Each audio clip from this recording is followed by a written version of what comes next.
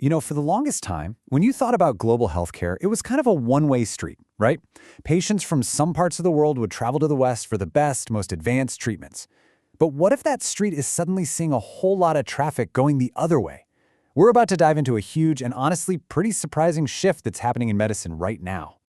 So about 6 years ago, a man named Oscar Chalupsky got some devastating news. He was diagnosed with a really high-risk form of bone marrow cancer. Doctors in a few different countries basically told him his situation was hopeless. But here's the thing about Oscar. He's a 12-time world kayaking champion. The man doesn't give up. So he used AI to search for the world's best hematology department, and it pointed him to Shanghai. His words right there, they just perfectly capture a feeling that we're starting to see a lot more of. In that story, Oscar's story, it perfectly sets up what we're talking about today. It's a phenomenon that people are starting to call reverse medical tourism. It is a total flip of the script we've known for decades, where the flow of patients and expertise is now heading in a completely new direction. So, how in the world did this happen? Well, here's how we're going to break it down. First up, we'll look at some of the incredible human stories that are driving this whole trend.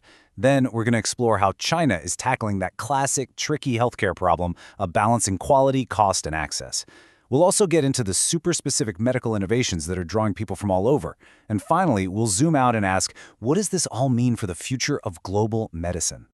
Okay, so Oscar Chalupsky's story is absolutely incredible, but he is definitely not alone.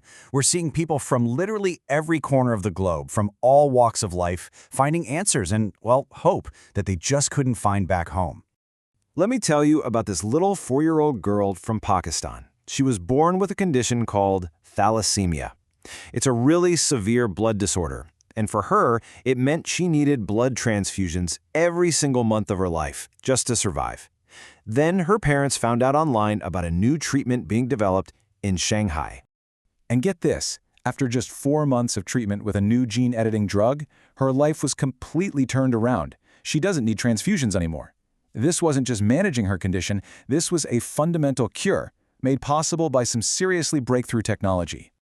And this trend isn't just about these huge, life-threatening diseases. Take a guy named Lucas, a French exchange student in Shanghai. He had this big dream of becoming an architect. Then he fractured his thumb, and after weeks in a cast, he realized it was healing all wrong, which, for an aspiring architect, could be a total disaster. So he went to a hospital there, and within just 4 days, he had corrective surgery. The doctors called the result a perfect outcome, getting the bones lined up exactly right. For Lucas, it meant his dream was back on track, all thanks to some incredibly fast and precise care. These stories are amazing, but they do raise a big question. How is this all possible? And that brings us to what's known as the impossible triangle of healthcare, trying to balance world-class quality with affordability and, of course, speedy access.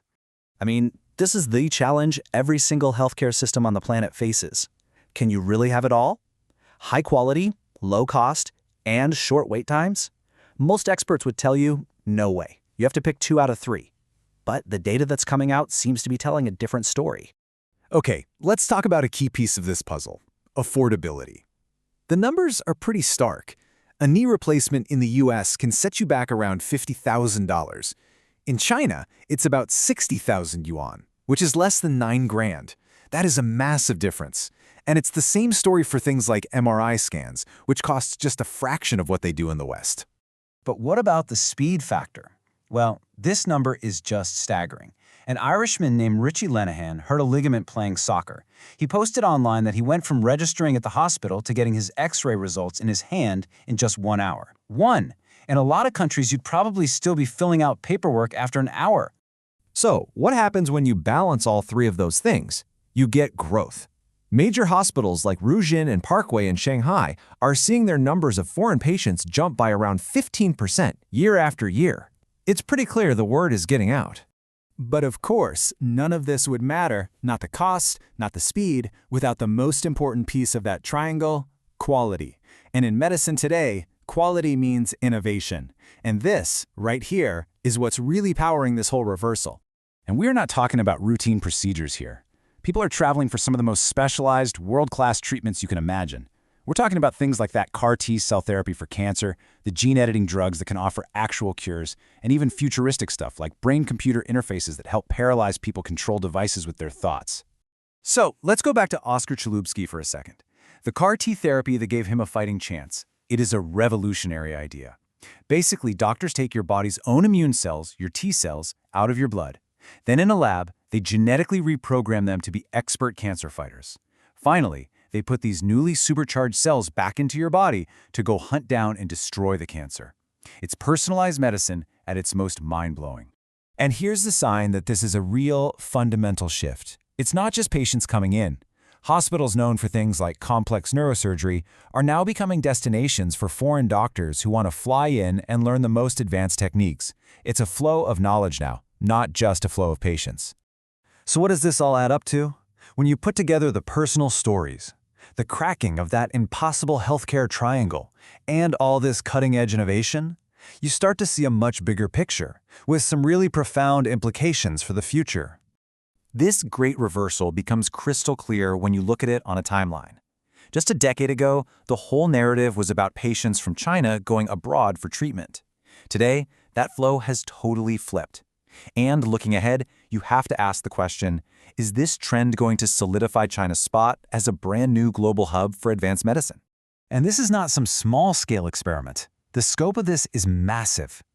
We're talking about 850 medical institutions across 57 different cities that are all providing international medical services. Just in the first half of 2024, Shanghai alone had over 300,000 international patient visits. The infrastructure to support this is clearly already in place. Which leaves us with this one final, really big question. Are we actually witnessing a permanent realignment of global healthcare? As technology and accessibility keep getting better, the map of medical excellence might just be getting redrawn right before our very eyes. It really makes you wonder what it means for the future of seeking care across any border.